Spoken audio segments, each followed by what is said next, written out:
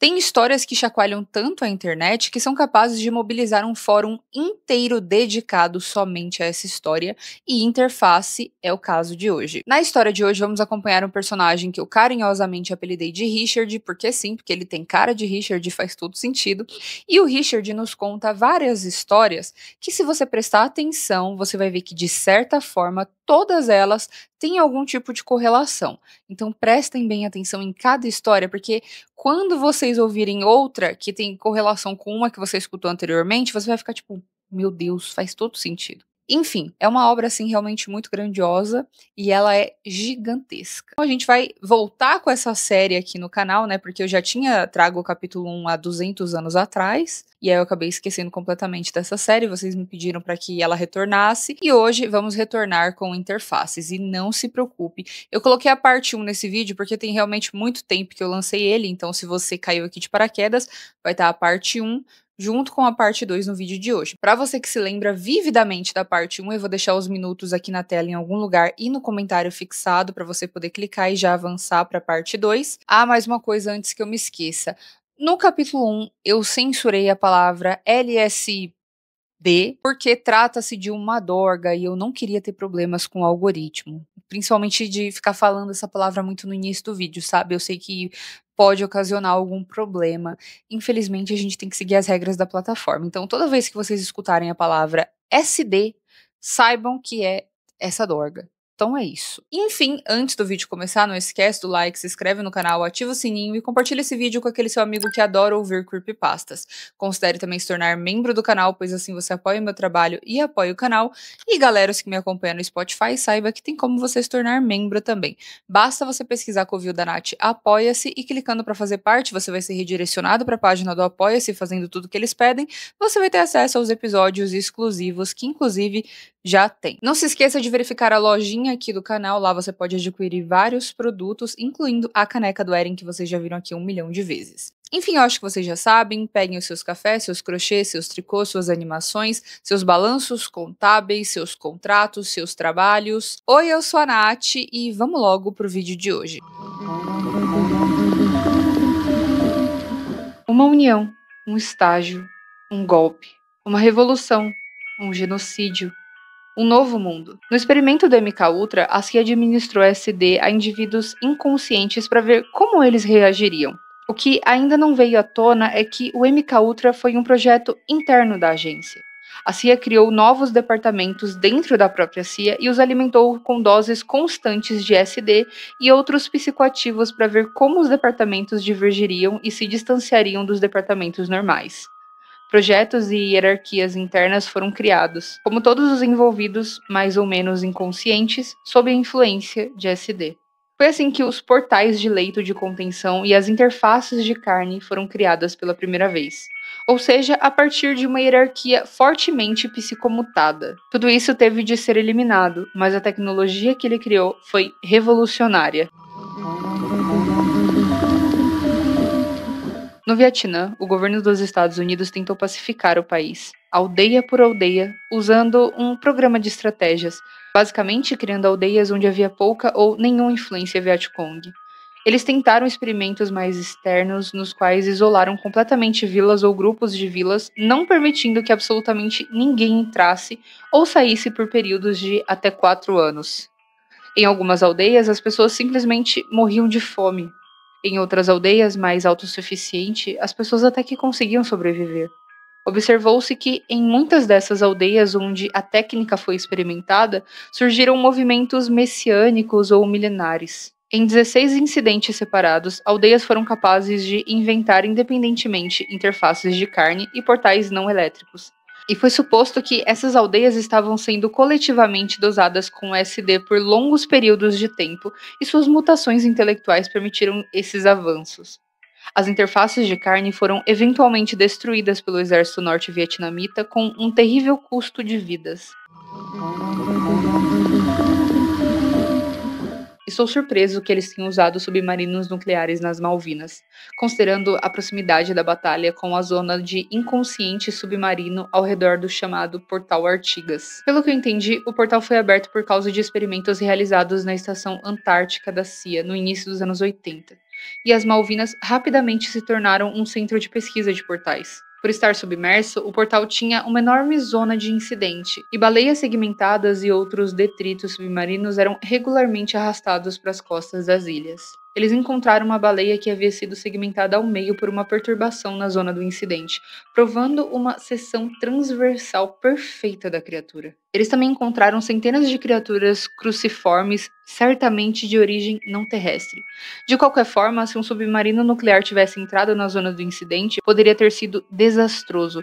Mas eu acho que eles consideraram o risco aceitável. Gente, sendo bem sincera pra vocês, até aqui nessa creepypasta eu tive uma sensação assim real de ler o diário de uma pessoa que ouviu todos esses atos, né, todas essas coisas, ou de um cientista aí que acabou sendo excomungado. A próxima entrada do diário se chama Populações de Colheita, e esse nome por si só é muito sinistro. Bom, aqui ele basicamente está falando que a União Soviética pegou assim uma certa população ali da Ucrânia na época, e aí eles dosaram a comida deles com grandes quantidades de SD, e eles também colocaram SD na água, porque eles queriam ver ali o que ia acontecer com essa população, e eles queriam que eles fossem capazes de abrir uma nova interface de carne. E eu sei que você deve estar se perguntando o que diabos é uma interface de carne. Segura um pouquinho aí que a gente vai voltar nesse assunto mais tarde. E assim, de fato, eles conseguiram abrir de forma artificial essas tais interfaces de carne e, obviamente, eles tentaram fechar.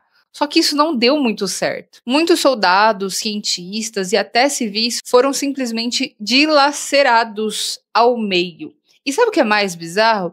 Eles perceberam que as pessoas que foram dilaceradas por essas interfaces viviam muito mais tempo do que eram para elas viverem. Quando os cientistas que sobreviveram viram isso, eles começaram a teorizar que talvez aquelas partes do corpo dessas pessoas que sumiam talvez estivesse em outra dimensão e elas agiam como se elas ainda estivessem ali e era por isso que a pessoa sobrevivia muito mais tempo do que uma pessoa assim que tá na nossa dimensão normal e aí ela é dilacerada ainda viva, sabe? Enfim, só que vocês percebem o nível dessa creepypasta, ela realmente assim elevou os nossos níveis aqui e ela de fato quebrou a internet. Eu pessoalmente acho que o horror cósmico é outro nível da coisa, né? Porque você simplesmente é completamente impotente e você não pode fazer nada.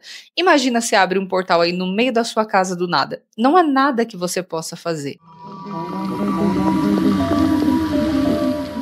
Dubai provavelmente tem a maior taxa de incidentes de flutuação livre sem interface entre todas as grandes áreas metropolitanas do mundo. Em um incidente, um grande grupo de trabalhadores migrantes foi segmentado em uma instalação subterrânea. Segmentação transversal perfeita ao longo do plano frontal. Você podia ver os seus pulmões trabalhando, comida sendo digerida, o sangue bombeando para dentro do coração, tudo. E eles viveram por quase 5 meses nessas condições. Absolutamente fascinante de se ver pessoalmente. Havia também um grupo de crianças em idade escolar que foram muito ligeiramente segmentadas.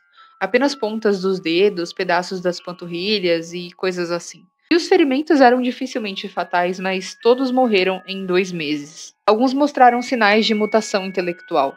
Não há interfaces de carne conhecida em Dubai. No entanto, supõe-se que a arquitetura é, na verdade, baseada na geometria da interface e carrega algum poder latente semelhante ao da interface. As segmentações em massa continuam sendo um dos aspectos mais misteriosos das interfaces. Elas parecem mostrar que as interfaces de fato se concentram em carne, fazendo jus ao seu nome. Vemos Elizabeth Báthory como um exemplo de iluminação pré-SD, ou seja, alguém que parecia tentar construir uma interface de carne antes da invenção do SD. E como isso poderia ser explicado? Talvez ela tenha ingerido algum tipo de psicotrópico natural, ou talvez a sua mente estivesse simplesmente sintonizada com qualquer processo intelectual necessário para inventar uma interface carnal. O livro de Apocalipse também é considerado uma descrição de uma interface carnal, especialmente a descrição da Nova Jerusalém. Meu problema com isso é que é tudo muito especulativo.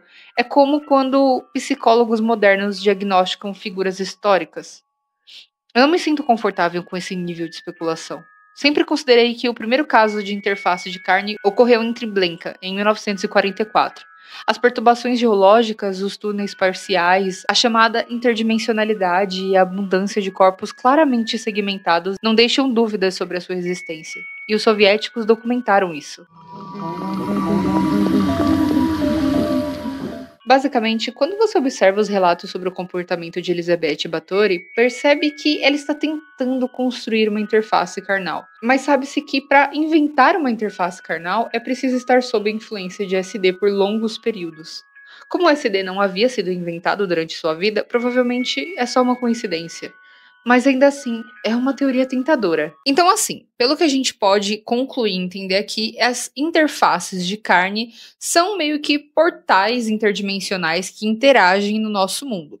E elas abrem de maneira natural ou de maneira artificial ou mecânica, chame como você quiser. E qualquer coisa que esteja no meio dessa interface, né, ou seja, no meio desse portal, é simplesmente dilacerada. Isso é muito medonho. A próxima entrada se chama Definir a interface de carne. E, gente, eu vou chamar o nosso querido protagonista de Richard, porque vai ficar mais fácil. Pra mim, ele tem cara de Richard. Nath, mas você não viu a cara dele. Eu sei, mas eu imagino ele como Richard. Bom, basicamente, o Richard diz que ele não pode exatamente definir uma interface, qual o propósito dela, mas ele pode falar algumas coisas que aconteceram. A primeira coisa que ele cita é algo que a gente já sabe, né, porque foi falado no início da creepypasta, é que quando uma coisa é segmentada por essa interface, caso ela seja orgânica, como uma pessoa ou um animal, essa parte que sumiu, ela meio que age como se ela ainda estivesse viva, e é por isso que a pessoa ou o animal que foi segmentado por uma interface fica tanto tempo vivo. Além disso, o Richard também diz que existem túneis complexos escavados aí por todo o planeta Terra. Alguns já receberam ali a presença de algumas interfaces, outros não. E ele diz que nas interfaces que estão no mar, existem organismos vivos que claramente não vieram da Terra. Essa creepypasta, ela tem uma vibe investigativa, mas também meio Lovecraftiana. Enfim, né? Continuando, o Richard conta também, ainda nessa entrada, que tem algumas interfaces que, ao invés delas serem de carne, elas meio que são cilindros metálicos. E às vezes elas surgem de maneira natural, mas tem coisas que sugerem que alguém colocou elas ali. Muitas pessoas pensam que um portal é simplesmente uma grande interface de carne. Isso é verdade. Um portal é uma grande interface física, mas é muito mais do que isso. Um portal é como o nome indica, uma maneira de enviar objetos entre o portal e onde quer que estejam os vários locais encontrados além dos portais. Os portais geralmente, mas nem sempre, são acompanhados por grandes cilindros metálicos flutuantes. O maior portal acima da água que eu conheço ficava em Novaya e existiu por várias semanas antes de ser destruído pela chamada Tsar Bomba dos russos. Nesse caso, os cilindros metálicos tinham quilômetros de altura e eram cobertos por características raramente vistas em outros cilindros: luzes piscantes, nódulos e algumas antenas. Eles tinham uma aparência bastante artificial, para dizer a verdade, ou seja, parecia ser uma tecnologia construída ao invés de um fenômeno natural. Os cilindros então seriam artefatos enviados através dos portais? Ou são fenômenos criados pelas interfaces de carne, como uma nuvem em forma de cogumelo criada por uma explosão nuclear? Isso ainda não está claro.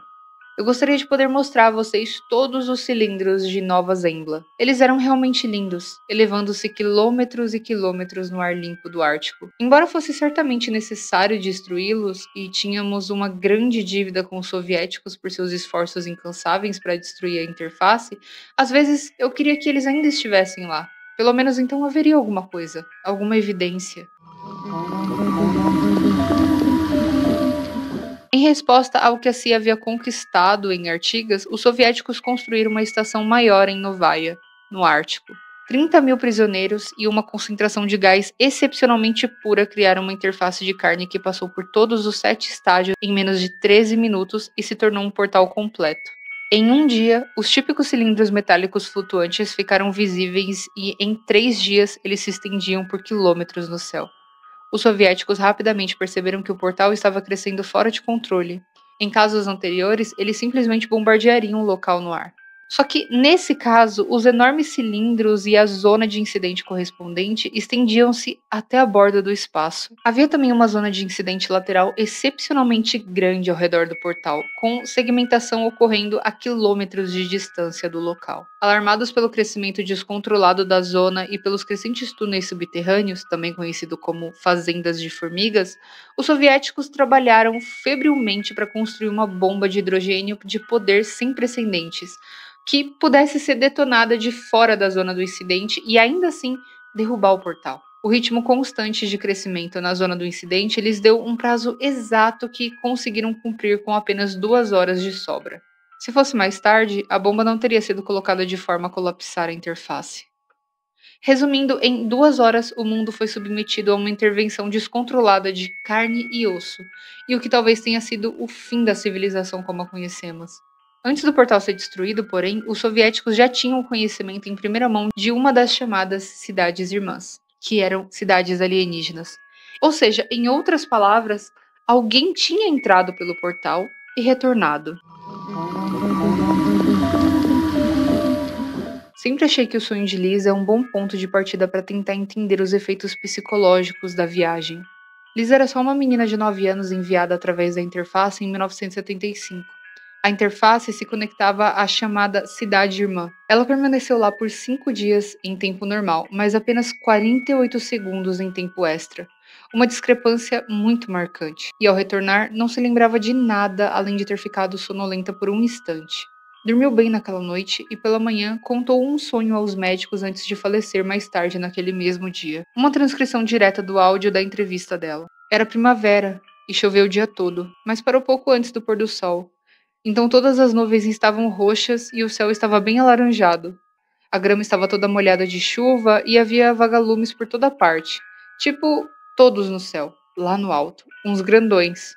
E eu e a minha avó fomos para essas colinas bem longe, além dos limites da cidade, e sob as colinas haviam pessoas dormindo. Não em cavernas, elas estavam enterradas sob as colinas. As pessoas dormiam, mas estavam abraçadas, famílias inteiras amontoadas. As colinas estavam infladas como balões de tão cheias de gente, como se fosse a barriga de uma grávida. Minha avó me disse para deitar, mas eu não quis. Ela então se deitou e foi sugada para dentro do chão.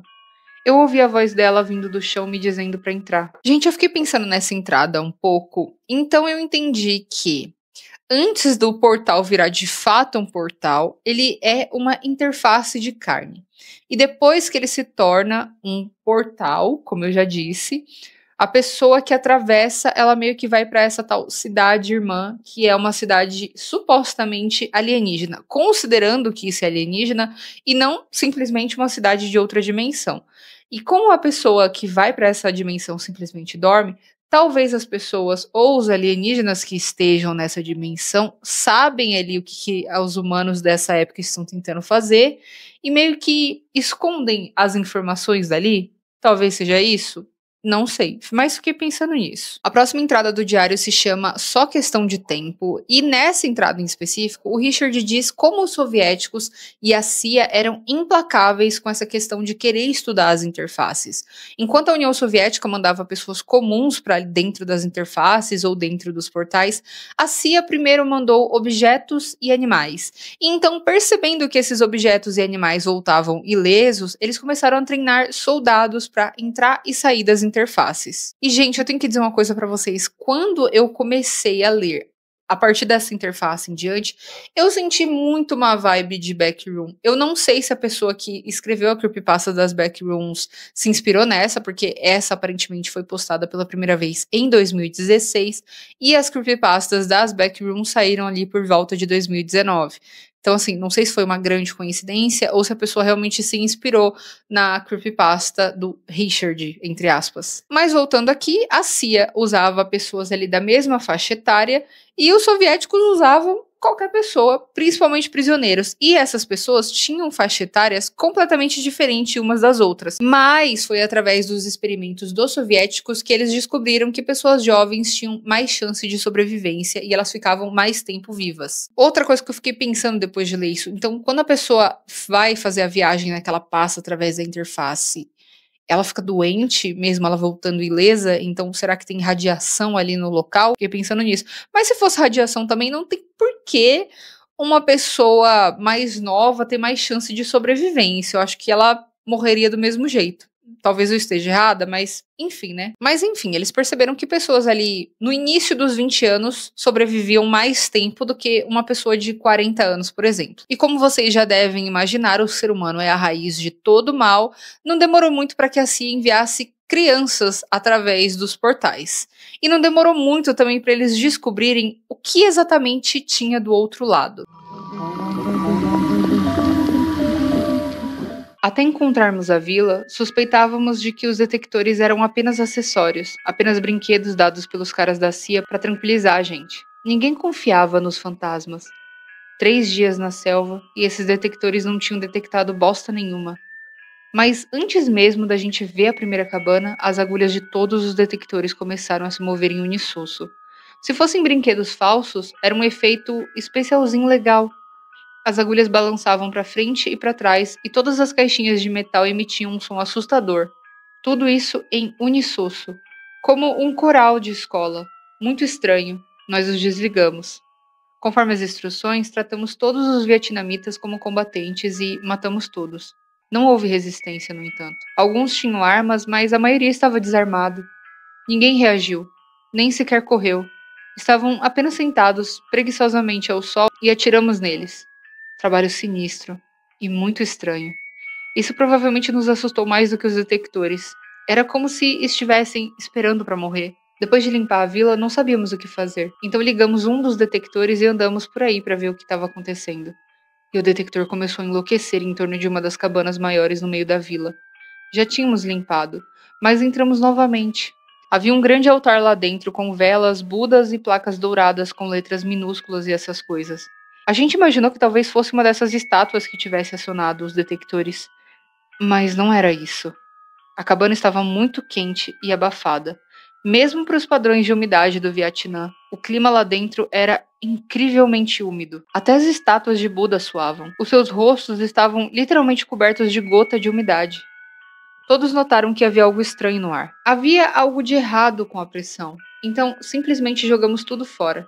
Pegamos toda a porcaria e jogamos para fora da cabana. De fato, quando levantamos a grande plataforma que sustentava o altar, havia alguma coisa embaixo dela. Era um poço feito de carne. Talvez 1,5 metros de largura e uns 6 metros de profundidade antes de se curvar para fora da nossa vista. Quando digo feito de carne, eu quero dizer que parecia o interior de uma garganta de alguém. Uma coisa úmida, avermelhada, com aparência de carne. Tínhamos ouvido falar deles construindo túneis, mas isso. Não, a gente. Nós realmente não conseguíamos nem entender o que a gente estava vendo. Aquilo estava respirando. A carne meio que ondulou e um ar quente saiu, e a sensação e o cheiro era como se alguém realmente estivesse respirando bem no seu rosto.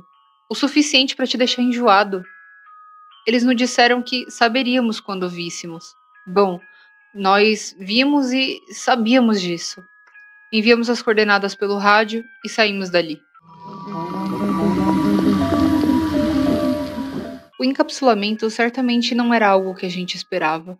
Realmente mudou toda a nossa perspectiva sobre o que exatamente estava acontecendo. Pensamos que as interfaces de carne eram apenas como canos que iam de um lugar para o outro, talvez extradimensionalmente ou por alguma outra coisa mágica. Mas quando o primeiro sujeito voltou encapsulado, percebemos que, bom, eu não tenho certeza do que a gente percebeu. Percebemos pela milésima vez em nossas relações com as interfaces de carne que estávamos lidando com algo realmente além de nós. E é por isso que eu chamei de magia. Elas estavam tão além da nossa compreensão que era basicamente como se estivéssemos interferindo em algum tipo de magia. O primeiro sujeito a voltar encapsulado foi uma menina de 8 anos que chamamos de Jingles. Começamos a dar nomes de cachorro para as crianças para tentar despersonalizá-las, para amenizar a nossa culpa. Isso foi feito por recomendação de psiquiatras da CIA, só que não funcionou muito bem. A gente ainda se sentia um bando de merda. Mas que escolha a gente tinha? Poderíamos simplesmente ignorar as interfaces de carne e não estudá-las? Talvez, mas você deve perceber que os soviéticos também estavam estudando. E isso mudou toda a equação. Se eles. Bem, as questões éticas foram debatidas até a morte. E o que tá feito, tá feito. Fizemos muitas coisas horríveis. Enviamos até crianças através daqueles portais, e agora tudo isso é só uma parte da história. De qualquer forma, a gente enviou jingles para a interface de carne e um objeto retornou 2 minutos depois, o que é um tempo muito longo para uma interface. Era um grande saco orgânico revestido de veias, vagamente semelhante a um pulmão humano, com cerca de 1,5 metros de comprimento. Fizemos um raio-x e vimos que havia um esqueleto lá dentro. E de fato, Jingles estava lá dentro, completamente sem roupa e coberta de sangue, e sem cabelo na cabeça. Havia inclusive um cordão umbilical preso ao seu umbigo que estava ligado a uma espécie de placenta. Tivemos um problema com os cirurgiões que tentavam machucá-la. Mais tarde descobrimos que o sangue dela, o sangue da bolsa, continha altas concentrações de algo análogo ao SD. Estava sendo absorvido pela pele. A placenta era como uma fábrica de SD, bombeando milhões e milhões de doses. Essa mistura específica deixava as pessoas bastante violentas, então a gente teve que usar trajes de contenção. A pele de Jingles era impecável, que nem a de um recém-nascido. Ela tinha a forma de uma menina de 8 anos, mas ela parecia muito mais nova. Fizemos ressonâncias magnéticas em suas placas ósseas e descobrimos que elas ainda estavam muito pouco desenvolvidas, como se fosse um recém-nascido. Nos perguntamos: seria mesmo Jingles ou um tipo de clone? Que tipo de aparelho poderia ter produzido esse clone e por quê? Depois de um dia de observação, ela acordou. Não tínhamos certeza se sua mente ainda estava lá. Talvez ela tivesse sido limpa. Então esperamos e fizemos perguntas. No início, o seu comportamento era como de uma criança, apenas sorrindo, balbuciando e apertando as mãos. Era bem assustador ver aquele tipo de comportamento vindo de uma criança de 8 anos. Sério, era bem assustador olhar para ela. A pele dela era perfeita e ela parecia um anjo. E bom, depois de um tempo, ela começou a balbuciar, dizendo pequenas frases. Em questão de horas, ela pareceu progredir pelos vários estágios de desenvolvimento, com a estrutura de suas frases e suas consciências se tornando cada vez mais sofisticada. Assim que ela conseguiu entender as frases, começamos a interrogá-la novamente. Quem era ela? Ela disse seu nome. Ela conhecia seu passado.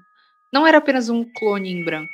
Poderia ser ou não a garota original, mas ela parecia ter a mesma mente que a original. Então fizemos a ela a pergunta que queríamos saber. A pergunta que nos atormenta há anos. A pergunta que nos levara, diante de toda a humanidade e moralidade, a enviar uma criança para um aparato vivo de morte. O que você viu? O que tem do outro lado? A expressão tornou-se pensativa. Ela era uma garota tão atenciosa e inteligente. Nós a acolhemos por conta da sua inteligência, tão jovem e brilhante, e simplesmente a jogamos. Enfim, ela pensou na pergunta e parecia então finalmente que teríamos uma resposta. Uma resposta de verdade. Lembro-me da sensação de expectativa na sala. Era como nada que eu já tivesse sentido antes ou depois. Lembro-me de sair do programa naquele dia.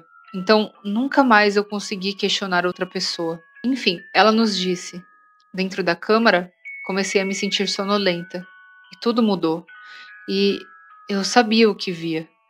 Eu já tinha visto antes. Eu disse a mim mesma. Isso é como o quarto da casa da vovó. O quarto silencioso. Perguntamos a ela o que ela queria dizer com isso, e ela respondeu com essas exatas palavras, suas últimas palavras antes de simplesmente parar de viver e ficar sentada ali, morta, com os olhos ainda na gente. Ela disse: venham para essas areias amarelas. Relato de um sobrevivente no Japão. Ao explicar nossa crueldade, que admito que estava muito além do alcance da humanidade, sinto que devo lembrá-los de como perdemos a guerra. Perdemos a guerra da forma mais cruel imaginável. Ilha após ilha caiu, e o inimigo se aproximava cada vez mais. Mais e mais bombas caíam sobre as nossas cidades. A comida tornou-se cada vez mais escassa. As pessoas passavam fome, casas queimadas, pessoas queimadas, crianças queimadas. Fomos punidos pelo nosso próprio senso de dignidade, pela nossa própria incapacidade de admitir a derrota inevitável e total. Era como assistir uma espada sendo lentamente cravada no seu peito, milímetro por milímetro. Mas você se recusa a gritar, se recusa a choramingar ou implorar por misericórdia, e não há nada que você possa fazer além de assistir o metal desaparecer na sua carne. No final de 44, estava claro que o Japão e a Alemanha estavam condenados. No entanto, as histórias que conhecíamos desde a infância nos contavam que já tínhamos sido salvos por intervenções divinas antes. Quando as frotas de Kublai Khan estavam em nossas costas, movendo-se de ilha em ilha, conquistando e saqueando, até que um tufão milagroso enviou seus navios para o fundo do oceano. Embora fôssemos homens modernos e treinados pela ciência, ainda acreditávamos que havia algum destino sagrado reservado para o povo japonês e ficávamos atentos a algo, qualquer coisa que sugerisse o divino. Duas notícias intrigantes chegaram até nós, acontecimentos que sugeriam que talvez a maré pudesse mudar repentinamente. Ambas, no entanto, eram ameaçadoras. Uma delas era que os Estados Unidos estava desenvolvendo uma superarma, uma bomba que podia destruir cidades inteiras e que usaria o poder latente do átomo, liberando as mesmas forças que mantinham a existência unida. Nós nos asseguramos que isso era só propaganda americana, que tal arma realmente não existia, mas nossos cientistas reconheceram que isso era teoricamente possível. A segunda notícia foi ainda mais intrigante. Dizia-se que um cientista suíço havia sintetizado uma substância química que, assim como a tecnologia nuclear americana, poderia liberar forças latentes, dessa vez as forças da mente. Dizia-se que essa substância química unia as diversas áreas dispares da mente e permitia insights incríveis. Aparentemente, as equipes que trabalharam sob a influência dessa substância por longos períodos foram capazes de inventar técnicas e dispositivos até então inéditos. No final de 44, vários alemães estavam escapando da Alemanha como ratos em um navio afundado, muitas vezes tentando financiar suas fugas, vendendo diversas peças de artes, tecnologia, inteligência, etc. E foi de um deles que obtivemos um enorme suprimento dessa substância química maravilhosa, o SD, que até então supostamente era segredo. Junto com a substância química, recebemos uma notícia positivamente tentadora, dada a posição em que nos encontrávamos. Segundo nosso contato, vários experimentos com SD foram conduzidos. Um grupo de prisioneiros recebeu a droga por vários meses e os resultados foram tão impressionantes que, de alguma forma, os prisioneiros conseguiam convencer os líderes da cadeia a tomar a droga também. Logo, toda a hierarquia na cadeia estava tomada por uma droga e trabalhando em conjunto para um novo dispositivo que era uma espécie de radar destrutivo, que poderia derrubar aviões tão facilmente quanto um radar comum os encontrava. Dizia-se que isso era poderoso o suficiente para cortar bombardeiros ao meio. É claro que achamos difícil de acreditar nessa notícia. Nosso bom senso disse para ignorar isso. E ainda assim, como poderíamos? Os americanos já haviam retomado as Filipinas e logo eles tomariam Okinawa, e depois disso, todas as ilhas natais. Estávamos diante do fim, talvez o fim de toda a nossa existência. Alguns soldados queimaram nossas casas, abusaram de nossas mulheres e nos escravizaram, nos tornariam servos, e as histórias das nossas infâncias seriam esquecidas. Estávamos observando uma espada desaparecer em nossos corações e estávamos desesperados por algum tipo de intervenção divina. Então, no final de 44, um frasco de vidro cheio de cristais de SD, suficiente para várias milhões de doses, foi levado a bordo de um submarino e levado de volta às ilhas natais, sob proteção do mar. Estávamos buscando a graça divina, e o que encontramos foi um inferno além dos nossos sonhos mais sombrios de destruição.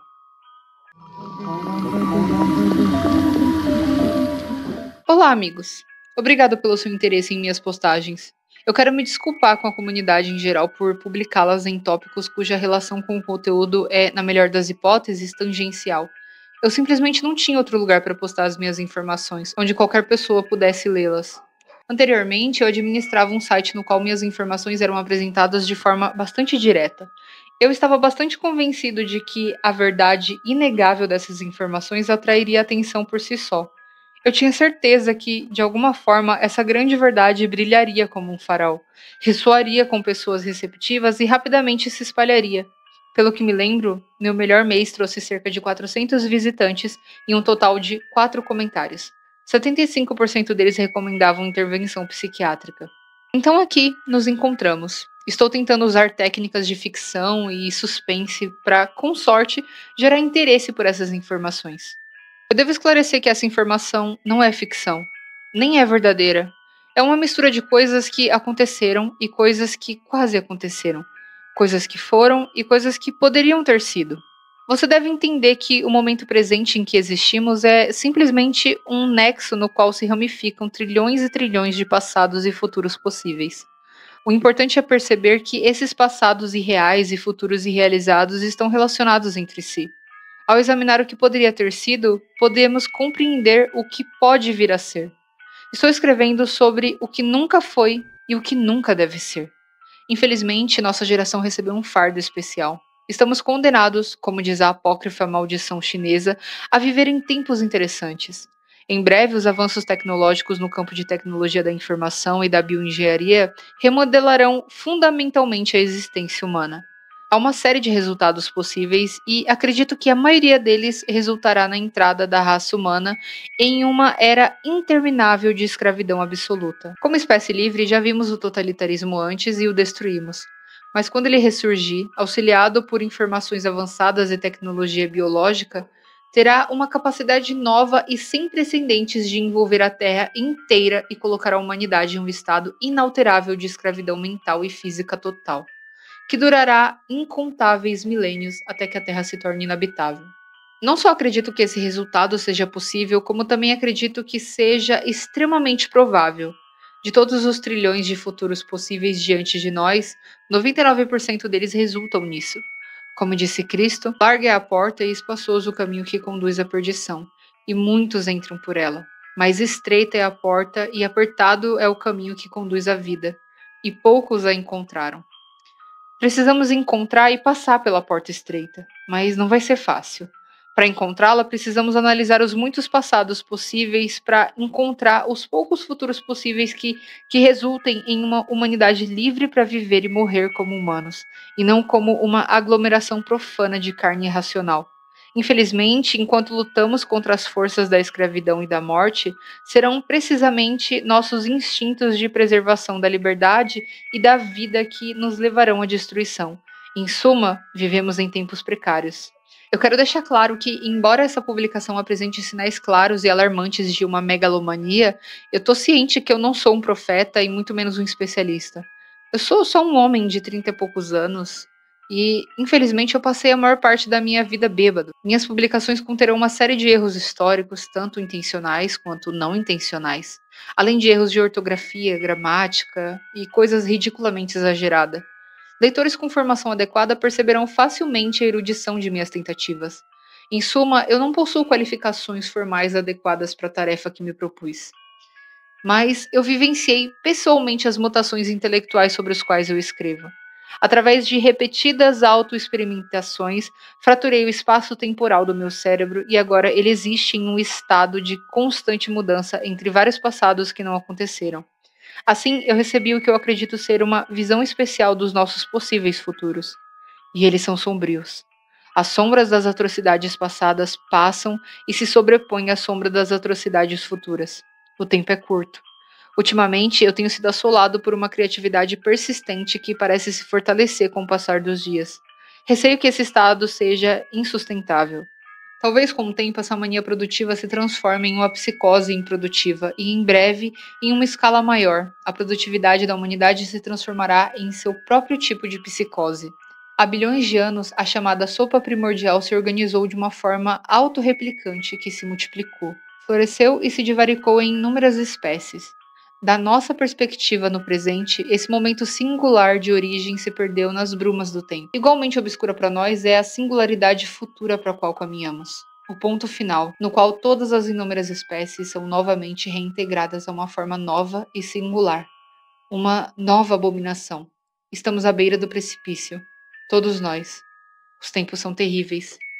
Estamos prestes a ser reunidos novamente nos braços da Mãe, para nos tornarmos uma só carne com ela. A mãe que reúne crianças perdidas, a mãe que vejo em espaços escuros desde que eu era criança. Nessa época eu a chamava de a mãe com olhos de cavalo. Estamos prestes a encontrá-la novamente. Estamos prestes a nascer. Sim, estamos oficialmente no capítulo 2 e revendo assim a história, eu comecei a me perguntar se essa tal mãe dos olhos de cavalo, na verdade, não é uma entidade criadora, sabe, de alguma forma. Enfim, e vocês vão ver que a partir daqui a presença dela fica um pouquinho mais implícita em algumas histórias. Enfim, a próxima história se chama Gatinha Espacial Mágica, e aqui ele basicamente diz que teve um momento da vida dele que ele conheceu alguns filhos da puta, mais conhecidos como nazistas. E nesse período, mais ou menos, ele também conheceu o Charles Manson. E aqui o Richard conta pra gente que o Charles falava sobre algo que se assemelhava a uma Gina. Sabe a Preciosa? Pois então, a Preciosa, aqui eu vou chamar de Gina, para não ter problema com o algoritmo, entendeu? Inclusive, eu vou falar Gina também nas partes narradas, então prestem atenção. Quando eu falar Gina, eu tô falando da Preciosa. Enfim, e essa tal Gina era uma passagem que realmente se assemelhava à perseguida, gente, entendeu? Enfim, aí depois ele meio que pula um pouco essa história, deixa ela um pouco de lado e vai para a próxima que se chama Euforia e Morte. Quando um corpo humano é inserido em uma interface, as glândulas independentes, ou seja, não humanas, da interface produzem quantidades massivas de LSD que causam mutações intelectuais, ou seja, fragmentação temporal ao longo de várias dezenas de eixos. Entretanto, reguladores hormonais independentes produzem uma oscilação emocional entre dois estados, euforia e terror. Assim, temos o som típico de uma interface, ondas alternadas de riscos e gritos que se movem pela população da interface, percorrendo por toda a sua extensão à medida que os hormônios viajam pelos canais independentes. Essas ondas sucessivas de riscos e gritos criam um ritmo constante que envolvem o viajante enquanto ele navega pela interface. Respostas empáticas naturais ou espelhamentos preparam o corpo do viajante para o processo de acolhimento. Quando eu era pequeno, levaram a minha mãe embora e me colocaram com uma nova mãe em uma nova casa escura e fedorenta. Disseram que ela era uma pessoa real, mas eu sabia que não era. Eles a criaram. Seu rosto era feito de pedaços de animais: bochechas de porco, mandíbula de cabra peluda, olhos de cavalo velho. A costuraram da forma mais grosseira e as costuras ficaram ressecadas. Eu a odiava. Mamãe de verdade me ligou do subterrâneo. Abri a janela do sótão ao pôr do sol e deixei a brisa da primavera entrar. Ouvi sua canção flutuar no ar fresco, um canto suave vindo da sepultura. Observar o processo de interação física conhecida como abraço é um pouco como assistir aqueles vídeos de assédio no metrô japonês. Sinceramente, essa foi a primeira coisa que me veio à cabeça quando eu assisti, mas é óbvio que eu não incluí isso no relatório oficial. Você já viu esses vídeos? Ah, você não admitiria se tivesse feito isso, né? Os vídeos começam com uma mulher parada no metrô cuidando da sua vida quando um cara começa a assediá-la. Ela protesta timidamente e tenta se esquivar das mãos dele, mas ele persiste. Outros homens no metrô, talvez percebendo sua vulnerabilidade, juntam-se ao assédio. Uma espécie de loucura coletiva toma conta dos ocupantes do metrô. Os homens se transformam em viajantes comuns em uma massa aglomerada de braços, mãos e dedos, agarrando cada parte do corpo. As tentativas dela de proteger seu espaço pessoal são sempre absurdamente ineficazes e logo ela é despida de suas roupas. Dependendo do subgênero do vídeo, uma variedade de atos se segue, a maioria dos quais certamente viola as leis. Abraçar é mais ou menos assim. Isso combinado a um cardume de piranhas devorando a carne de uma vaca viva. Deitado no porão, ouvindo o bombardeio, não há sono. O estrondo dos canhões atravessa o metal trêmulo do navio. Hora após hora, sem fim, o arsenal da democracia chove sobre a pequena ilha. Como seria para os japoneses encurralados em seus bunkers, cercados, condenados? Eles sabem que não têm esperança? Eles esperam a morte? Eles a desejam? Morte.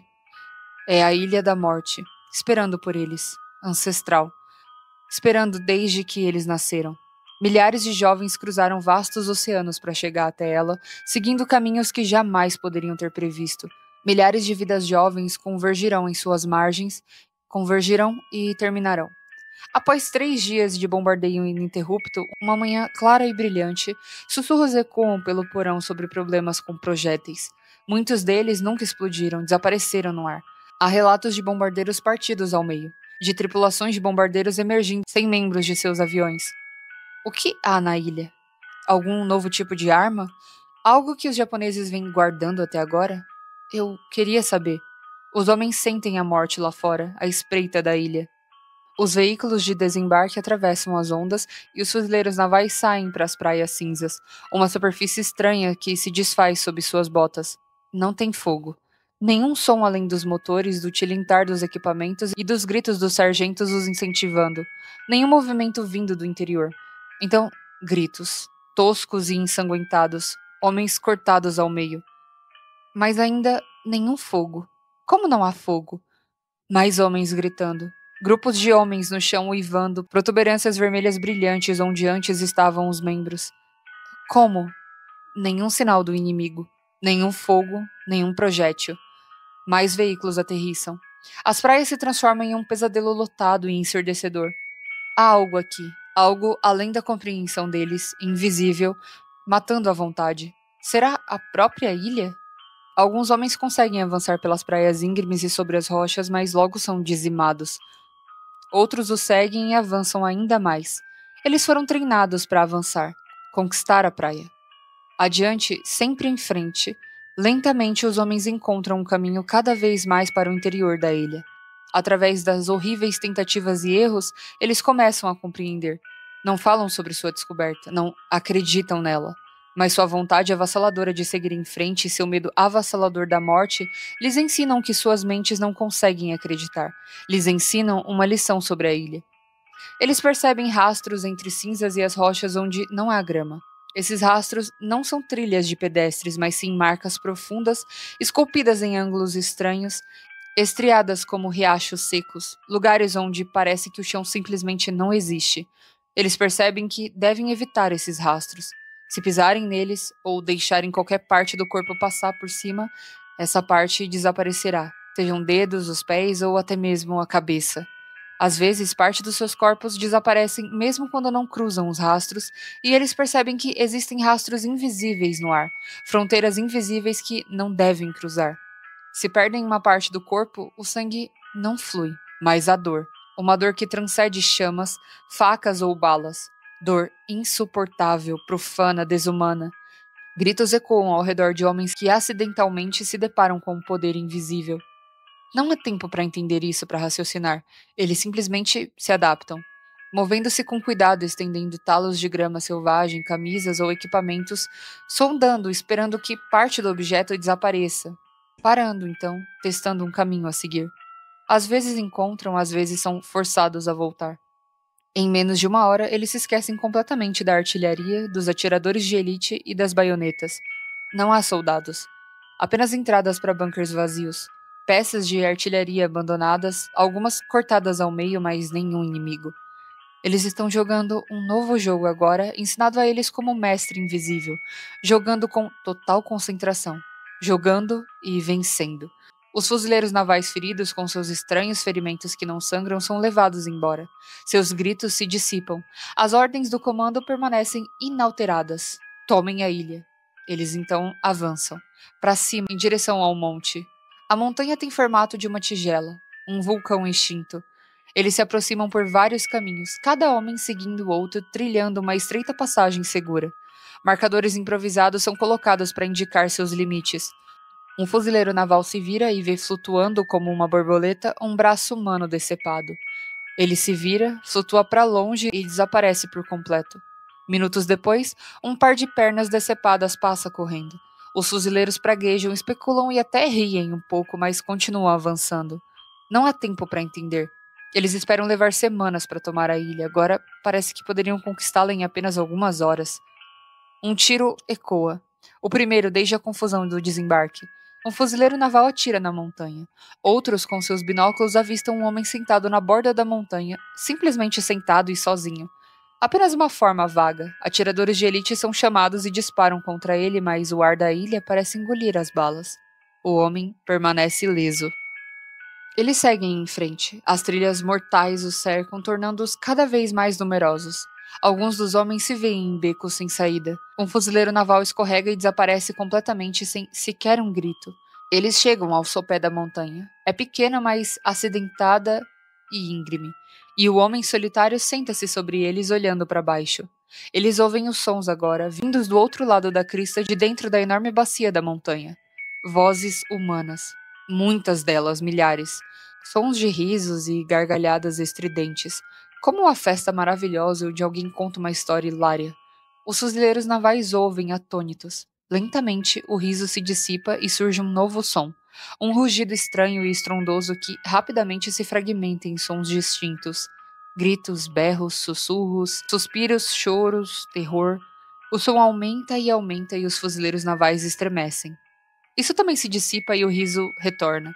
E assim, esses dois sons se alternam repetidamente, surgindo e desaparecendo acima do som das ondas. Um fuzileiro naval aponta seus binóculos para a montanha de novo. O homem ainda está sentado lá. Um japonês vestindo um uniforme. Sua cabeça flutua alguns metros acima do corpo. O corpo está em vários pedaços, com linhas da luz do sol entre eles. Seu rosto, com suor escorrendo pelas pálpebras lisas, não demonstra nenhuma emoção. Lentamente, ele levanta a mão como se acenasse para ele e seus dedos se afastam da palma da mão. Até agora, do que eu trouxe aqui da história para vocês de interface, eu realmente estou entendendo que as interfaces podem ser uma espécie de criatura ou várias criaturas que perambulam aí entre as dimensões. Mas como essa história é gigantesca, até o final dessa série eu posso estar redondamente enganada, não é verdade? Mas enfim, o próximo capítulo se chama Simples Nêmesis, e aqui o Richard diz que tem um romancista chamado Philip K., que aos 42 anos perdeu seu casamento, aí a esposa o deixou, e triste, ele foi lá e abriu a casa dele para quem quisesse entrar, e como era anos 70, você já deve imaginar que entrou um monte de usuário ali na casa dele, né? Um monte de gente viciada em drogas. E o Philip também era uma pessoa que abusava de substâncias, tanto é que ele ficava dias acordado por causa dessas substâncias, sabe? Também houve muitos bons momentos. Philip era um conversador fascinante com um domínio fácil de fatos e teorias sobre arte, religião, filosofia e inúmeros assuntos esotéricos. Ele e seus novos amigos, geralmente jovens, na faixa dos 20 e poucos anos, conversavam por horas e dias sobre tudo e qualquer coisa. Ele se apegou a muitos deles. Muitos eram fugitivos ou viviam à margem da sociedade. Depois do arrombamento, Philip foi para a reabilitação e parou de abusar das substâncias, mas com o passar do tempo, muitos dos seus amigos se tornaram vítimas do uso de substâncias. No epílogo de um de seus livros, um relato ficcionalizado dessa época, ele escreveu: esse romance narra a história de algumas pessoas que foram punidas de forma excessiva por seus atos. Elas queriam se divertir, mas eram como crianças brincando na rua. Vinham uma após a outra sendo mortas, atropeladas, mutiladas e destruídas, mas mesmo assim continuavam brincando. Por um tempo, todos nós ficamos muito felizes, sentados sem trabalhar, apenas conversando e brincando. Mas foi um período tão breve e terrível, e então a punição foi inacreditável. Mesmo vendo, não conseguíamos acreditar. Por um tempo, eu mesmo fui uma dessas crianças brincando na rua. Eu, como os outros, tentava brincar em vez de agir como adulto e fui punido. Fomos forçados a parar por coisas terríveis. Em meio à abstinência, li aquele epílogo muitas vezes. Li e chorei. Me lembro de, após uma semana de bebedeira, estar deitado na cama chorando com pesadelos invadindo a minha cabeça, minhas mãos tremendo e o sofrimento mental insuportável pensando: será que eu deveria mesmo ser punido assim? O que eu fiz de tão horrível? Foi tão errado beber? Querer me sentir confortável, querer me sentir bem, querer esquecer as coisas por um tempo, foi tão terrivelmente errado, um crime tão grande que eu deveria passar por esse tormento que crucifica a cabeça. Mas na verdade, não se tratava de certo ou errado, era simplesmente uma questão de causa e efeito. Meu cérebro havia se adaptado aos efeitos do álcool e, uma vez que o álcool foi removido, entrou em um estado de hiperatividade. Entrou em um estado de hiperatividade. A adaptação se tornou uma desadaptação. Era só isso. Não havia nada lá fora administrando esse sofrimento como punição. Meu único crime foi saber que isso aconteceria e mesmo assim beber. Eu era uma criança e brincava na rua. Philip escreveu isso em seu epílogo. No teatro grego, eles estavam começando, como sociedade, a descobrir a ciência, ou seja, a lei causal. Aqui, nesse romance, existe Nêmesis, porque qualquer um de nós poderia ter escolhido parar de brincar na rua. Não houve nenhum destino mágico causando meu sofrimento, apenas a crueldade impessoal de lei causal. Essa era a única Nêmesis. Talvez um dia inventem uma substância que impeça a neuroadaptação ao álcool. E poderemos beber para sempre, como o deus grego Dionísio. Beberemos, dançaremos e riremos, e não haverá pesadelos. Voltaremos a ser crianças e brincaremos para sempre numa rua sem carros. Até lá, haverá sofrimento inimaginável. Eles sobem a montanha rastejando com as mãos nuas sobre as rochas vulcânicas afiadas. O sol castiga. É uma provação. A ilha guarda um segredo que não quer revelar. Eles se aproximam do homem no topo da montanha, mantendo suas armas apontadas para ele. Ele está desarmado. Seu corpo está fragmentado como uma imagem em um espelho quebrado, vários pedaços flutuando sem conexão. O brilho do céu reluzindo entre eles, o sangue em suas entranhas vermelho vivo. Sua cabeça é como um balão flutuando a alguns metros acima do resto do corpo. Olá, América! Diz a cabeça esboçando um sorriso doentio. A parte branca dos olhos está repleta de hemorragias vermelhas. O suor escorre pelo rosto. Os fuzileiros navais não sabem como reagir. Perguntam se ele está armado. A pergunta parece engraçada para um deles, que dá uma risadinha. Uma onda de risos vem do outro lado da colina, atrás do homem despedaçado. Os risos se transformam em gritos. O que está acontecendo aqui? Você está sozinho? Pergunta um fuzileiro naval. O homem parece não entender. Um dos fuzileiros navais tenta usar seu japonês básico. O homem faz uma careta. Eu não sou japonês, eu sou coreano. Coreano! Diz o homem e uma mão decepada aponta para o fragmento próximo ao seu peito. Eu sou cristão. Jesus! Diz o homem. Ele tira um colar de dentro da camisa. Na ponta, há uma pequena cruz de metal. Um minúsculo Jesus sofredor brilha ao sol. O fuzileiro naval tenta falar inglês de novo. O que está acontecendo aqui? O diabo veio aqui. O quê? Os soldados construíram um portão. A criança com o comando. Eu não tô te entendendo. Um largo sorriso se abre no rosto do coreano e ele solta uma gargalhada sonora, mas o riso desaparece e de repente ele está chorando. Suas emoções parecem acompanhar os risos e gritos que vêm de dentro da montanha. Os fuzileiros também sentem isso. A estranha vontade de rir seguida por um medo paralisante. O som, além da crista aumentada, os gritos ficando cada vez mais altos e estridentes. Uma onda de risadas maníacas se junta aos gritos, de modo que ambos os sons preenchem o ar simultaneamente. Uma sensação elétrica percorre a pele dos braços dos fuzileiros navais. Suas mentes se enchem de pensamentos estranhos e sombrios. Em algum lugar de um castelo no Japão, jaz um deus imperador insano que enviou seus homens através do oceano para defender seu glorioso império com o próprio sangue. Do outro lado do mundo, encontra-se a grande fábrica pulsante chamada América, o coração de um império comercial que outrora forçou o Japão a se integrar ao comércio mundial. Máquinas e carne agora fluem por caminhos sinuosos, entregando mercadorias e morte, aprisionando o globo. O sol escurece como se o interruptor fosse desligado. Os fuzileiros instintivamente se abaixam, depois olham para cima e se assustam. Acima deles, estendendo-se por quilômetros no céu, há um enorme cilindro metálico preenchendo o céu e bloqueando o sol. Ele gira lentamente acima deles, partes dele tremeluzindo e desaparecendo como a imagem em um projetor de cinema quebrado. Um dia, repleto de loucura, eles se veem confrontados com algo totalmente além da sua capacidade de surpresa. Eles simplesmente murmuram palavrões baixinhos e se aproximam do chão. A terra parece tremer com os sons dos gritos e risadas que giram como uma tempestade ao redor deles. Em algum lugar perto da praia, um fuzileiro dá um tapinha nas costas de outro, interrompendo seu olhar atônito e grita em seu ouvido.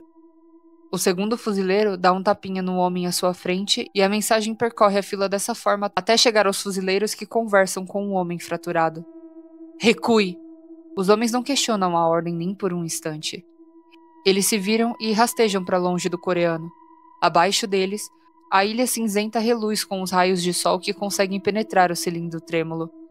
Quando estão quase novamente ao pé da montanha, o homem se levanta e grita algo por cima dos gritos horríveis. Os fuzileiros não conseguem ouvir e de qualquer forma não entenderiam. O diabo levou Jesus ao monte para lhe mostrar todos os reinos do mundo e sua glória, e disse-lhe: tudo isso te darei se prostrado me adornares. O diabo levou Jesus ao monte para lhe mostrar todos os reinos do mundo e a sua glória. Se te prostrares e me adorares, tudo te darei. Muitas pessoas acreditam que Michael Jackson morreu devido ao Propofol. Não é bem assim. Ele foi assassinado. Na verdade, ele vinha tomando Propofol todas as noites desde aproximadamente 1980, não para conseguir dormir, mas para suprimir o sono REM. Após vários meses de supressão do sono REM, o usuário se torna receptivo, ou seja, entra no mesmo estado alcançado pela imersão contínua e prolongada em aerosol de LSD. O cérebro pode se reestruturar fisicamente apenas através do pensamento. Ao reorganizar o pensamento, é possível reorganizar fisicamente o cérebro. O uso do LSD ou do Propofol a longo prazo torna a neuroestrutura do cérebro maleável. Raios de alta energia provenientes do espaço sideral conseguem penetrar o corpo, podendo causar mutações aleatórias e câncer. E às vezes levam a mudanças que não são aleatórias. Mudanças que foram programadas intencionalmente. Mudanças projetadas para provocar transformações em escala civilizacional. Michael Jackson desconhecia tudo isso, claro. Ele apenas sabia que o Propofol lhe permitiria entrar numa espécie de estado de sonho acordado com criatividade aguçada. Os efeitos colaterais, no entanto, eram a paranoia e obsessões terríveis, mas ele acreditava ser forte o suficiente para suportá-los. O sucesso de Thriller pareceu corroborar com suas teorias sobre o Propofol e, infelizmente, ele foi condenado pelo próprio sucesso. Então, como ele morreu? Através da letra de algumas de suas músicas, ficou claro que ele havia se tornado receptivo e neuroalterado de acordo com o Projeto Mestre 9. Mas ele era considerado uma ameaça mínima e talvez até mesmo um trunfo, até que seus crescentes problemas financeiros o transformaram em um passivo. Ele foi demitido, embora eu não tenha certeza dos motivos exatos. Vocês perceberam como, de certa forma, a história começa a se encaixar? Por isso que eu falei pra vocês. Será que eu falei pra vocês ou ficou só na minha cabeça? Eu acho que eu falei com vocês no início pra prestar atenção que cada história tem ali uma correlação. Enfim, gente, já me fugiu completamente da memória se eu falei isso ou não. Se eu não falei, desculpa.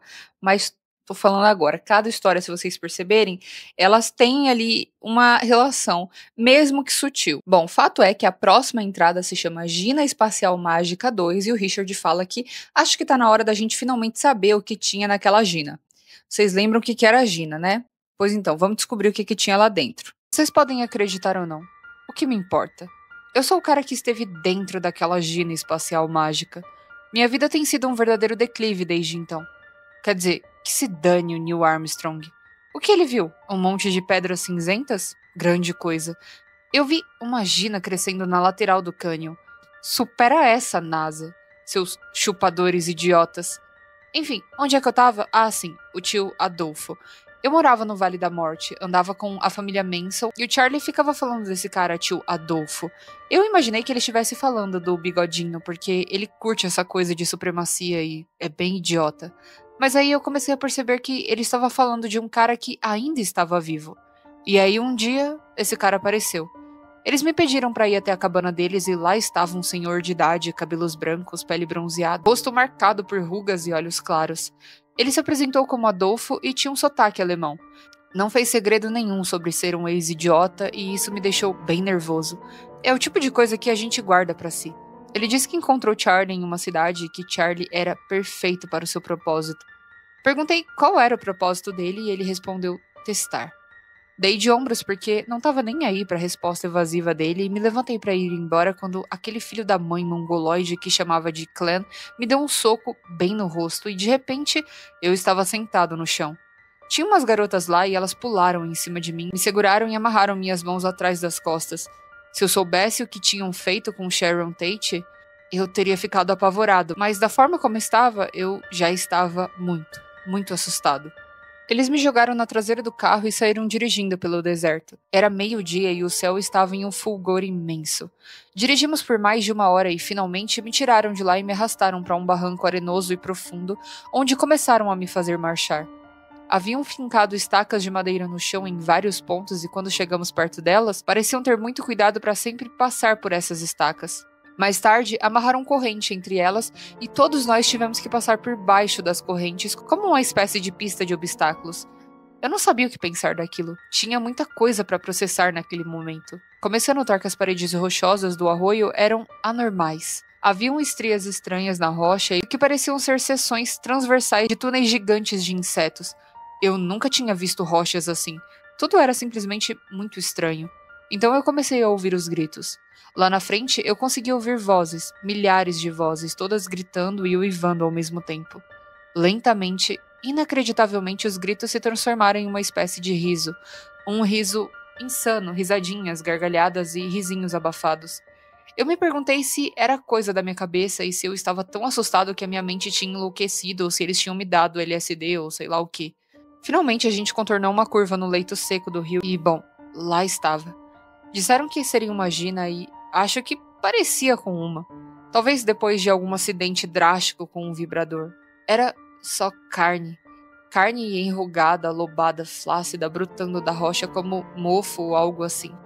Tinha pelos, poros e sardas. Parte dela era pálida, parte era negra. Era mais alta do que eu e no centro havia uma abertura, rosa e úmida, que nem uma gina.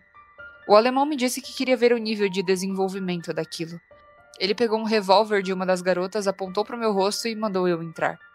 Ou eu levava um tiro ou eu entrava naquela droga enorme e mutilada. Honestamente, foi uma escolha difícil. Havia algo completamente doentio, completamente errado com aquela coisa. Algo dentro de mim me dizia para não entrar, para não chegar perto, para simplesmente levar um tiro na cabeça e pronto. Mas pensei que talvez pudesse entrar só um pouquinho e depois esperar que eles saíssem para dar o fora dali. Não era um plano genial, mas era o melhor que me veio à cabeça. Então, eu entrei. A entrada era estreita o suficiente para só uma pessoa passar.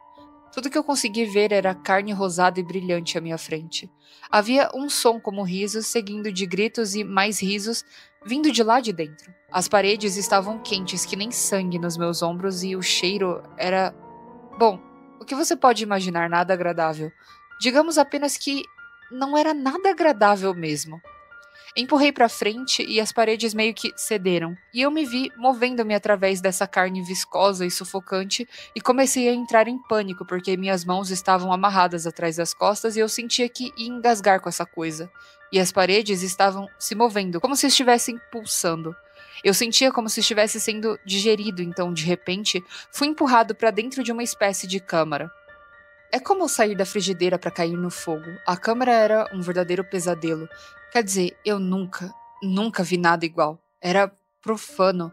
Havia rostos, cabeças e pernas, tudo meio fundido. As paredes eram só membros rastejantes, rostos aterrorizados, fusões de dentes, bochechas, cabelos e dedos saindo dos joelhos. E todas aquelas pessoas. Será que ainda eram pessoas? Será que algum dia tinham sido pessoas? Será que tinham se tornado parte daquela coisa? Eu comecei a gritar. Tudo ao meu redor gritava, todas as bocas naquelas paredes gritavam e eu também gritava. Então eu comecei a rir e senti as mãos e bocas por todo o meu corpo fazendo cócegas em mim, me tocando por inteiro. Então eu gritei de novo. Eu precisava sair dali, precisava sair daquele pesadelo. Comecei a empurrar de volta em direção à entrada, mas as mãos estavam por toda parte.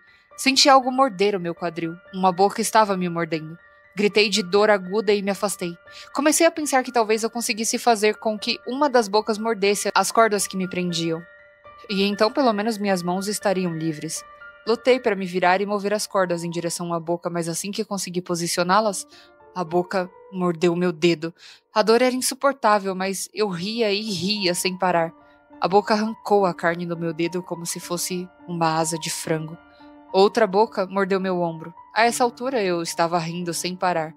As mãos me agarraram, puxavam e me despedaçavam, arrancando meus braços e articulações. Dedos se cravavam entre minhas costelas.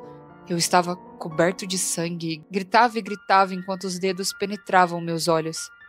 Bom, imagino que nesse ponto você esteja se perguntando como eu, o narrador, consegui escapar desse abismo sem fundo.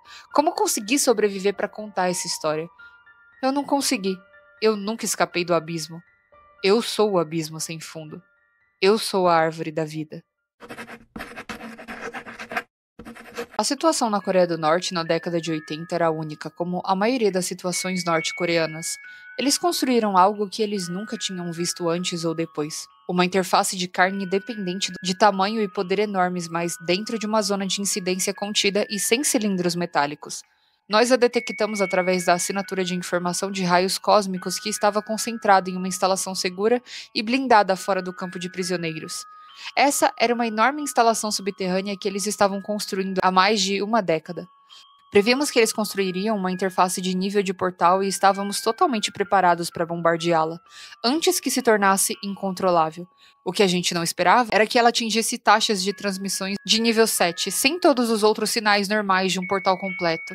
Consideramos bombardeá-la de qualquer forma, ao usar o nosso sistema de ataque orbital cinético, mas em vez disso a gente conseguiu infiltrar 2 agentes na instalação para examiná-la.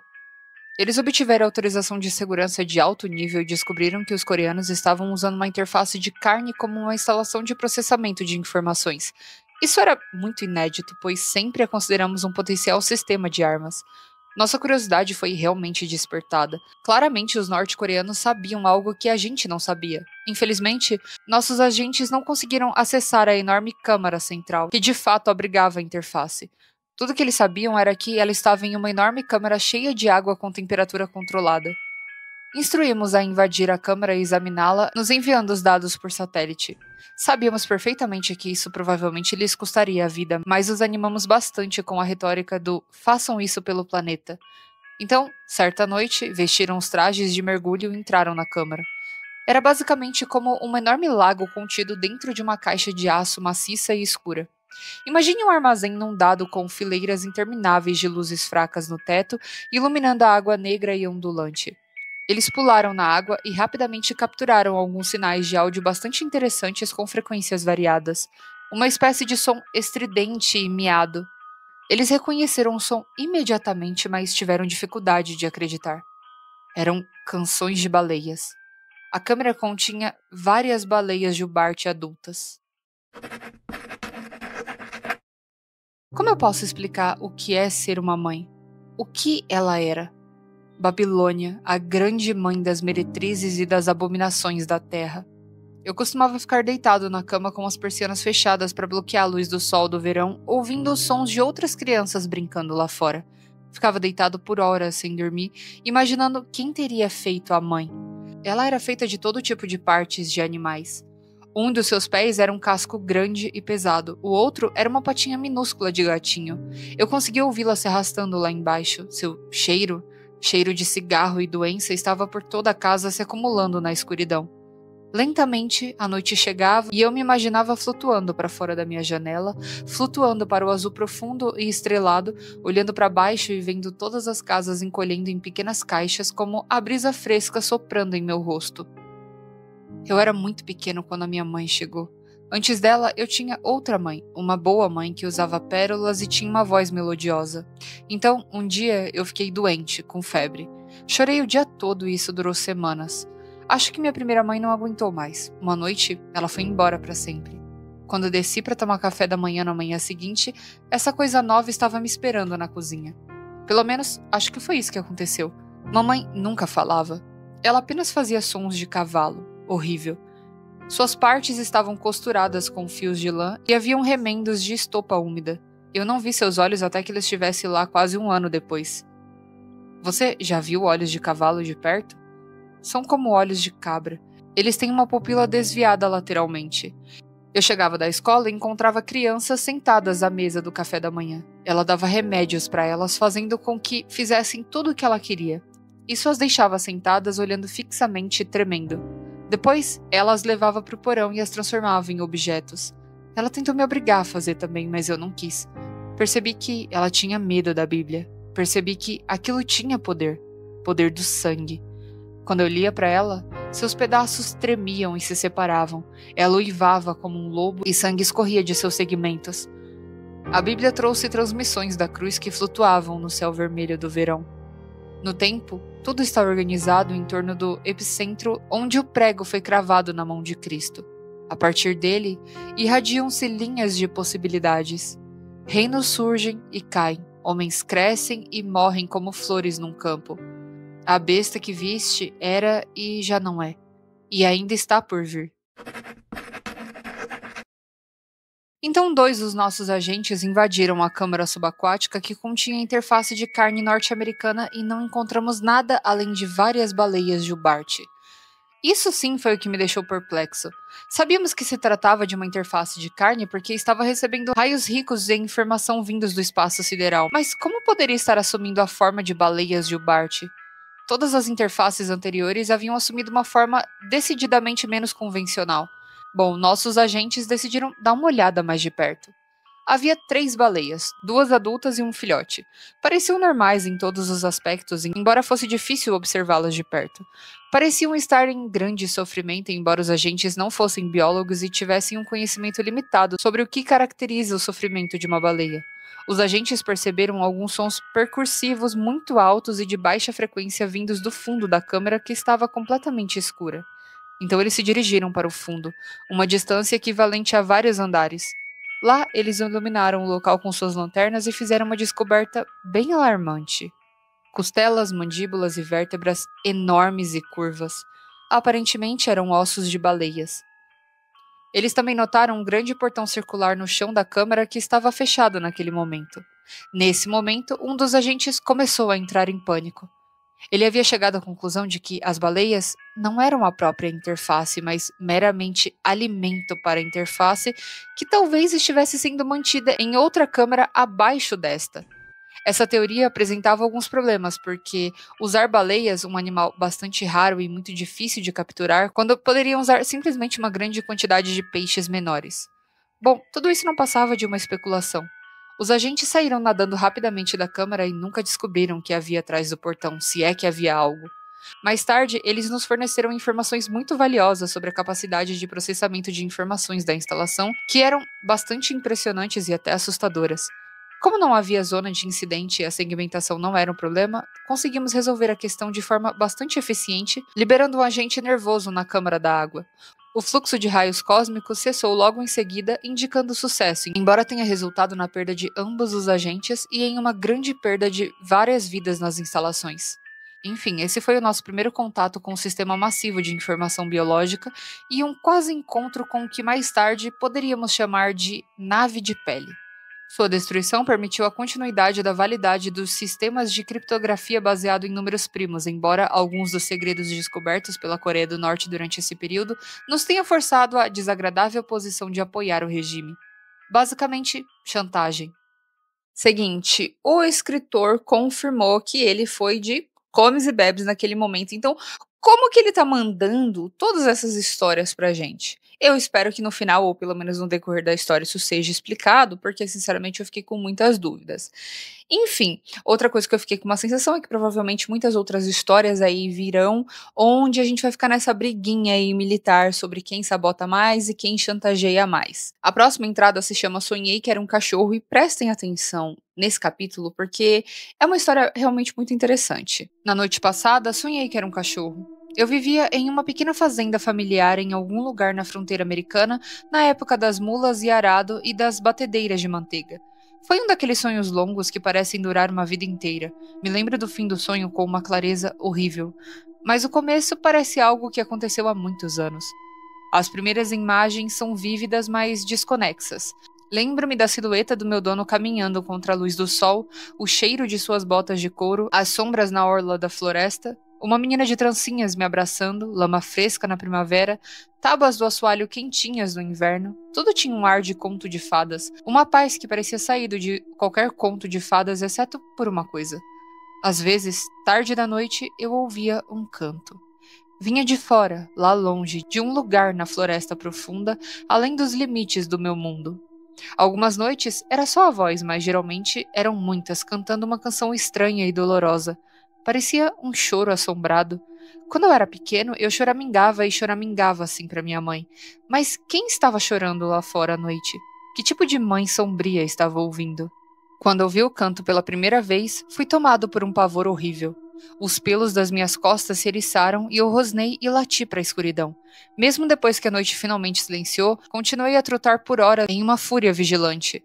Mais tarde, conforme o ouvia com mais frequência, aprendi a aceitá-lo como uma inquietação sombria. Claro, aquele canto era o som de lobos uivando, mas eu não sabia disso no sonho. No sonho, eu nunca tinha visto um lobo na minha vida. Certo inverno, comecei a vê-los rondando a floresta. Para mim, eram cães fantasmas, sombras que se esgueiravam entre as árvores, olhos brilhando no crepúsculo. Rosnei e lati para eles, mas não os persegui. Durante vários meses, eles jamais invadiram meu mundo. Eles finalmente chegaram em uma tarde de inverno. O sol havia se posto, tingindo-se de laranja no horizonte. A família estava na cabana e eu trotava pela neve, ansioso para voltar para eles, pois sabia que a comida chegaria em breve. Então, no alto de uma pequena colina perto da macieira, surgiu uma aparição. Meu corpo se pôs em alerta e eu rosnei com os pelos da minha nuca arrepiados. Era um lobo a poucos metros de mim, sua pelagem prateada meio iluminada pela luz crepuscular. Ele veio na minha direção num passo elegante e silencioso. Lati e rosnei para o ar. Ele diminuiu a velocidade e parou logo além do meu alcance de ataque. Agora, enlouquecido de raiva, vi que era uma fêmea grande e saudável, bem alimentada, com uma pelagem magnífica, cinza nebulosa, a cor da neve vista à distância no inverno. Seu cheiro era estranho, confuso, mas impregnado de uma confiança clara e potente, uma segurança suprema. De fato, ela não parecia ter medo de mim, nem me ameaçava.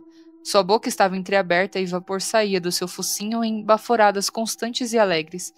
Isso me acalmou por um momento e, no instante seguinte, redobrou a minha raiva. Rosnei da parte mais profunda e assassina do meu ser. Falou comigo.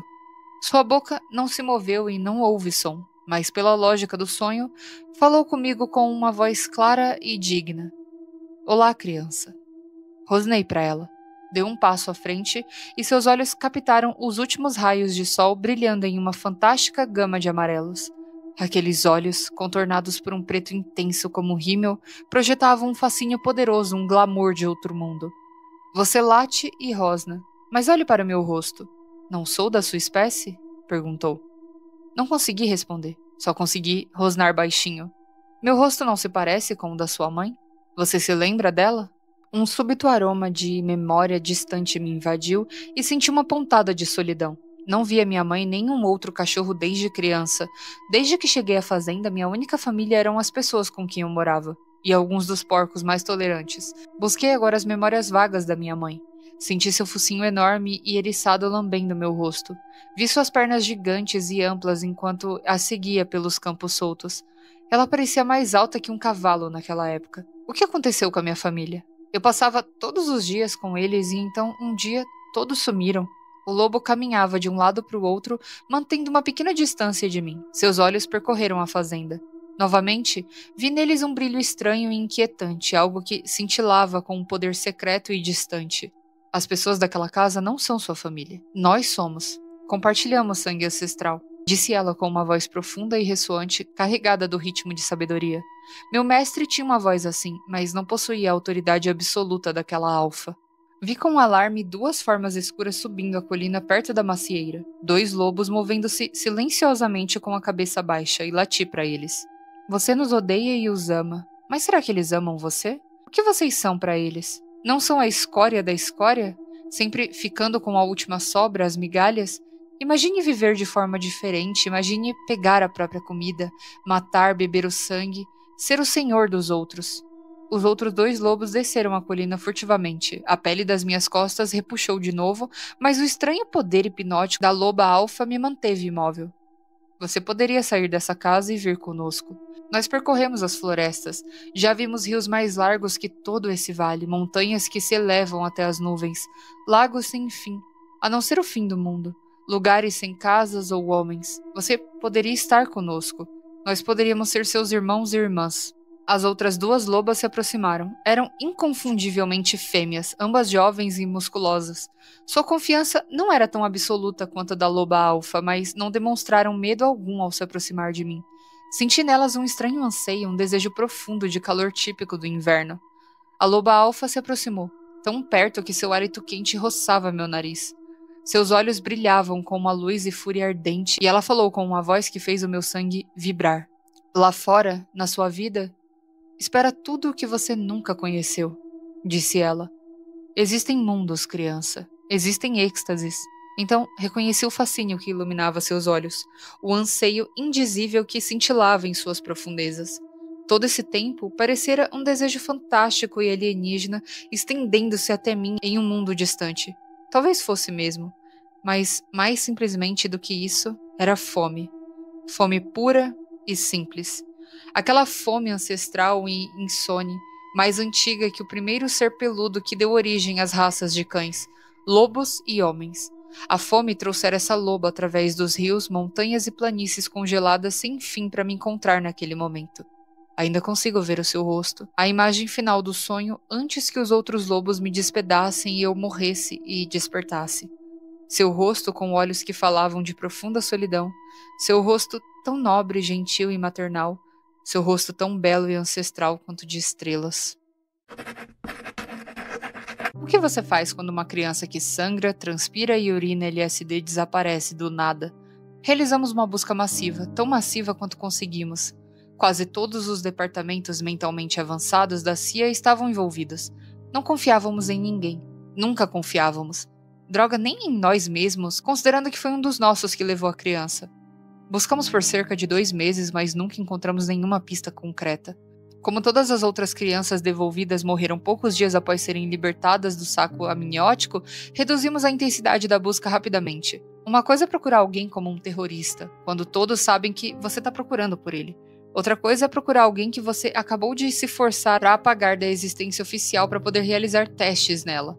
Sentimos que a própria busca representava um risco maior à segurança do que a criança desaparecida, já que ela certamente estava morta. Havia também a sensação de que talvez fosse o melhor, talvez ela sobrevivesse, talvez tivesse uma vida feliz, e talvez fosse melhor não saber o seu destino. Mas então, cerca de 7 anos depois, a gente descobriu o que aconteceu. Se me permite divagar um pouco, eu gostaria de citar um poema que, na verdade, nunca li. Mesmo em nosso sono, a dor que não se esquece cai gota a gota sobre o coração, até que, em nosso próprio desespero, contra a nossa vontade, a sabedoria chega pela terrível graça de Deus. Embora eu não seja um especialista em literatura, eu acredito que isso talvez signifique que aprender às vezes pode doer. Então, ela sobreviveu. Seus genes apareceram em nosso programa para coletar um retrato genético global, um desperdício total, aliás. Então, onde ela estava? Em algum laboratório russo, vivendo na selva, sendo adorada como uma deusa por algum culto apocalíptico? Flutuando pelo espaço em uma bolha rumo a Júpiter e além? Estônia. Ela foi encontrada na Estônia em uma vila de língua sueca numa ilha. Ela levava uma vida normal. Aparentemente, o problema com o LSD biológico se resolveu após o desprendimento da placenta. Caso contrário, qualquer pessoa que recebesse um beijo dela embarcaria em uma jornada muito estranha.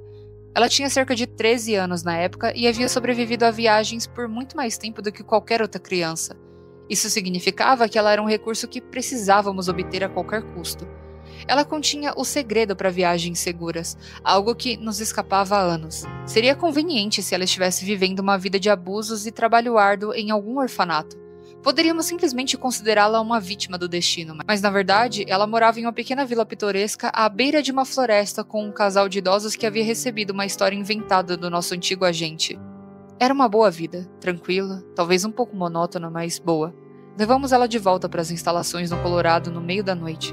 No fim, ela não foi uma vítima do destino. Ela foi uma vítima de nós.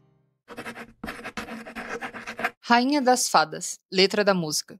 Se eu pudesse ser uma rainha das fadas e eu teria uma chave mágica para revelar os segredos ocultos da mente, então eu pude ver o azul mais escuro, o mistério que fez parte de você, e eu teceria um feitiço para afastar sua tristeza. Rainha das fadas, transformando lágrimas em um sorriso, mantendo os devaneios por um tempo. Rainha das fadas, rainha das fadas. Ela é seu refúgio na noite, o anjo da guarda ao seu lado, rainha das fadas. Se eu pudesse ser uma rainha das fadas, eu encontraria o sonho há muito esquecido. Isso está bem no fundo da memória de uma criança.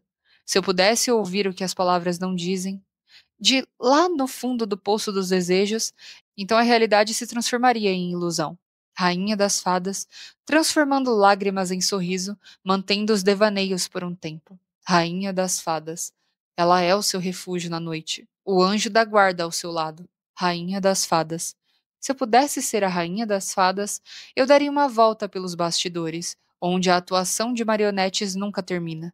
Eu puxaria seus cordões para libertá-los. Eles desempenhariam seus papéis com perfeição. E minha harpa mágica os faria viver para sempre. Rainha das fadas transformando lágrimas em um sorriso, mantendo os devaneios por um tempo. Rainha das fadas. Ela é o seu refúgio da noite, o anjo da guarda de seu sonho. Gente, eu sinceramente fiquei com muita dó da menina que foi capturada. Ela teve a chance de ter uma vida ok, uma vida normal, apesar de todos os pesares. Para os cientistas irem lá e simplesmente capturar a menina de volta porque ela é valiosa de alguma forma. Ai, gente, sinceramente, o ser humano é tão podre. Eu fiquei com muita dó dessa garota. E se eu não me engano, ela foi citada ali, de certa forma, no capítulo 1, não foi? Enfim, como vocês puderam perceber, a minha memória hoje não tá das melhores, né? Enfim, eu quero saber o que que vocês acharam, o que que vocês acharam da volta de interfaces também. Quero saber da sua opinião, quero saber das suas teorias. E esse foi o vídeo de hoje. Se você gostou e chegou até aqui, não esquece do like, se inscreve no canal, ativa o sininho e compartilha esse vídeo com aquele seu amigo que adora ouvir creepypastas. Eu vou ficando por aqui e até a próxima. Fui!